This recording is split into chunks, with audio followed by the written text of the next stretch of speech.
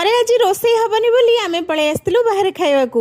नमस्कार सांग मैंने जय जगन्नाथ। एबे एमती खरा है सकाळु सकाळु जदि कुआडे जिबे नहल नाही संध्या बेलू हेले आमे ना सकाळु ना संध्यारे ठीक आसलु दिन दिपहर को कहीं आमको आज बाहर खाइबार थिला।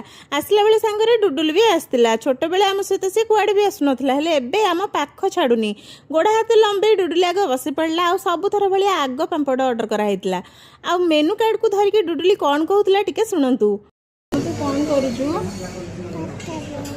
टोटली कौन कहला को माने बुझी पारले कमेंट करके निश्चय कहबे। पढ़ा बंद करके एबे पांपड़ खाइला। आ आज खाइबा पूरा सादा सादा थिला। कौन पांपड़ देले जे ताकू पूरा राग लागिला। आ गोटे ग्लास पानी पी देला। आज रो खाइबा थिला प्लेन राइस को डाल फ्राए आ पनीर फ्राए आ ता सहित मशरूम चिली। अधा बटरे आसला बेले पुणी पी देइथली गोटे रैबिड लस्सी। तो सांग माने आज के लिए एतिकी, फिर मिलेंगे कल की। आ हां चैनल को सब्सक्राइब करिया को जम्मारू भूलिबेनी। पुणी देखा हबो गोटे नुवा ब्लॉग रे।